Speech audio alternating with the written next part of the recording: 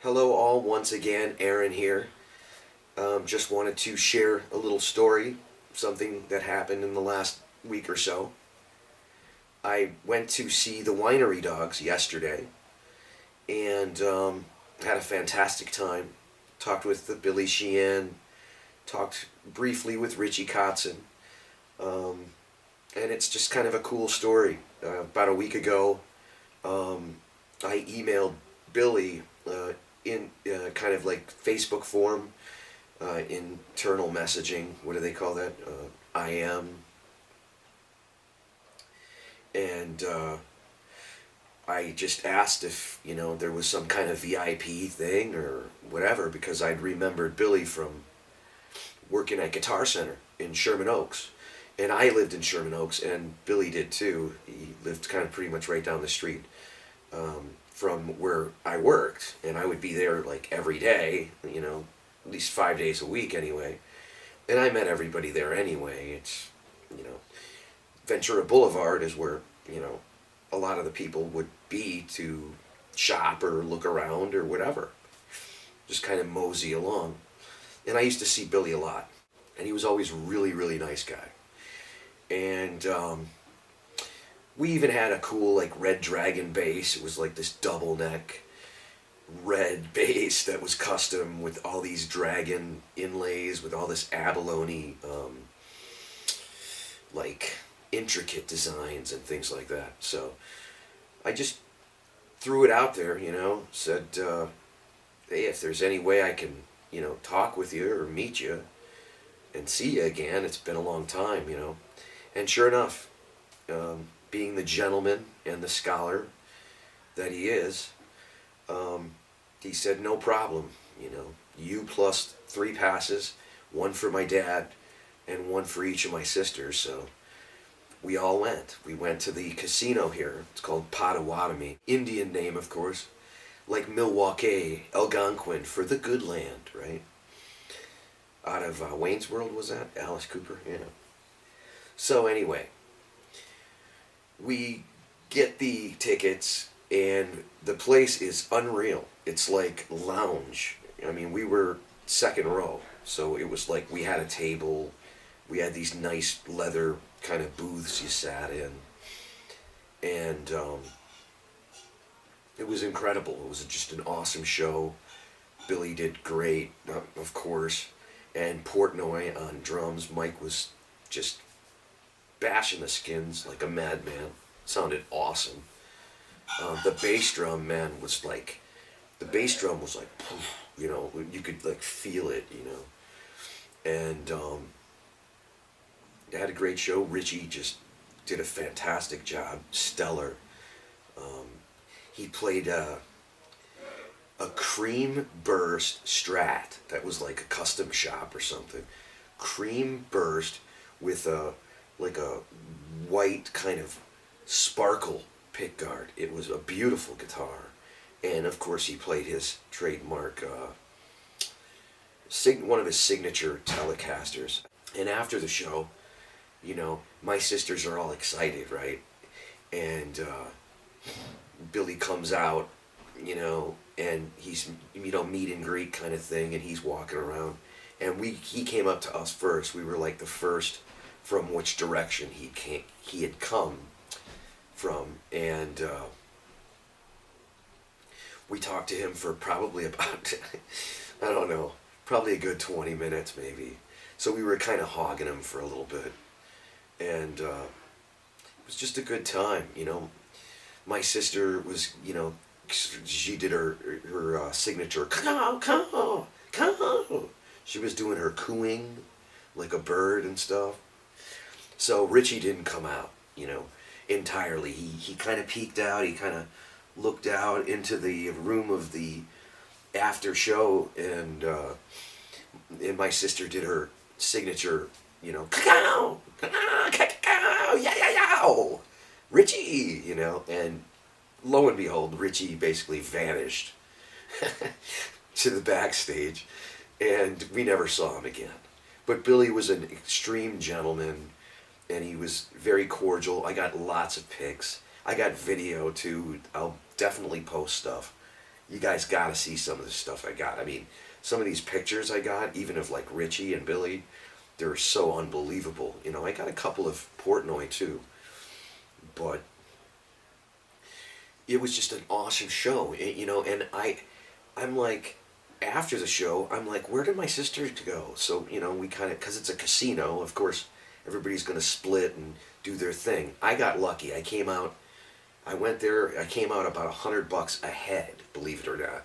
And I pretty much spent pretty decent amount of money on drinks and eating and stuff and food, and I still came out $100 more than when I left the place. So the house here. So I don't know how that happened, but luck was my lady last night. Luck be a lady, right? And it's a great casino, Potawatomi. If you're ever in Milwaukee, you got to go to this place. It's very classy. They had beautiful rooms. Our rooms were comped, and they were just beautiful. Very contemporary, clean, and it was very odd. In the casino, you can smoke cigarettes, like right in the casino. So people are lighting up left and right. I mean, I smoke, so I was walking around, and you really couldn't really smell a lot of smoke. And, you know, I actually met some friends, like my friend Matthew, and I met a new friend, or buddy, that Josh, who is friends with my other friend Andre, and Matthew's a great guitar player. Andre liked my cartouche, and, you know, it was cool to see people that I hadn't seen in a while because I'm back from the East Coast, and the scene still remembered me, so there was a lot of people that still showed me props, and, you know, they gave me a good welcoming feeling to be back.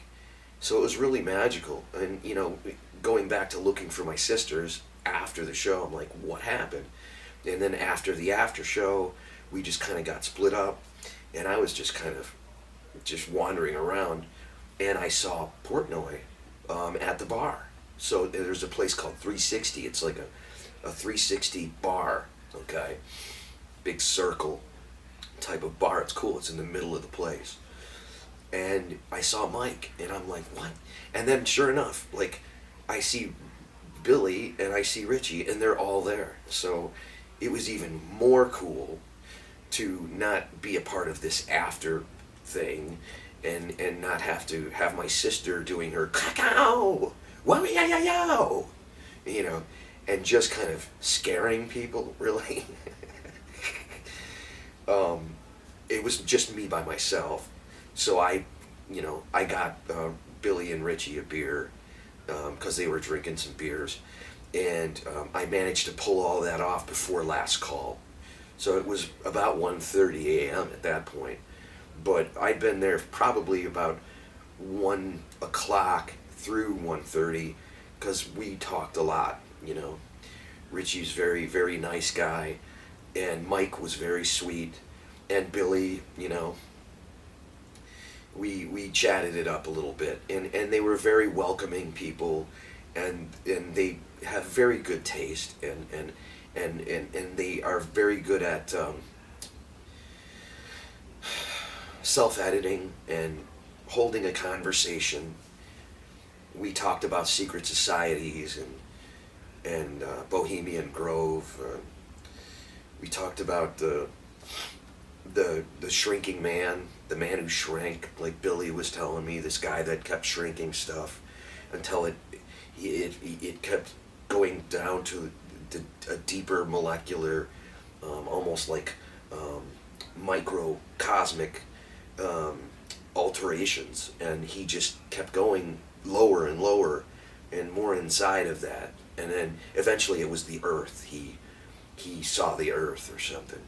That just goes to show you how, you know, minuscule our planet is in the infinity of things or whatever. But getting away from all that sci-fi and stuff, it was just really wacky, because I just sent him a Facebook message, Billy Sheehan, and said, hey man, I used to ramble with you, I used to see you, I had lunch with him a couple of times out, you know, in Sherman Oaks, And I just kind of thought it was cool that we got to reconnect, you know. And I did. Actually gave him. I gave him my EP, my demo, and that Christina and I had done. And she knew like Tommy Kiefer and Lance Quinn with Bon Jovi's producing, and she knew a lot of the same people from out east that Billy, I think, would probably know, like Dizzy Dean Davidson and Brittany Fox, Cinderella. And apparently, according to Billy, that a lot of them are in Nashville now.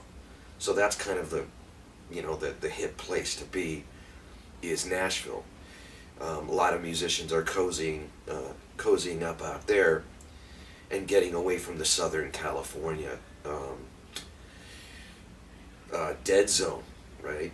I mean, even the clubs. I mean, the Strip. When I played the Strip, oh my gosh. When I played the Strip, it was the Whiskey, the Roxy, you know, the Troubadour, the, you know, whatever, Coconut Teaser. And now it's probably, excuse me, and now it's probably like sports bars or something, you know. But it was just a really cool experience, you know, to, you know, have the opportunity to see the show for one thing. The band, the Winery Dogs, they are very, very impressive, stellar. I mean, Billy came up and I got his bass solo. My sister filmed it, and it's unreal. I mean, I was like kind of almost tearing up when I was watching his bass solo. I know I mentioned to Richie that I appreciated the essence of what they do, you know, and that it isn't about chops and it isn't about shredding.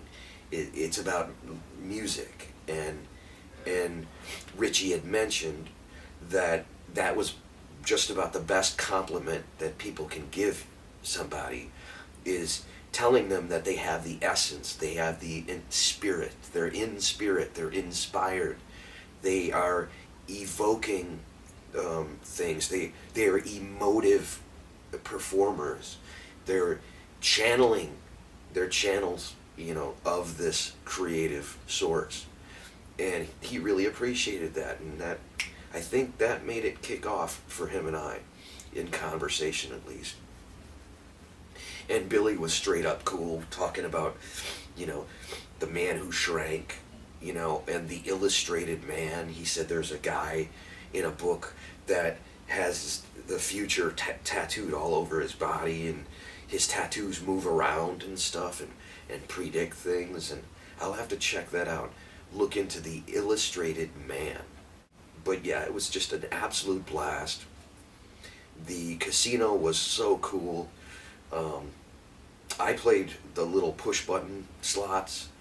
They were penny slots. I played penny slots, and I won like $150 or something, $200, and I was playing penny slots. Go figure, huh?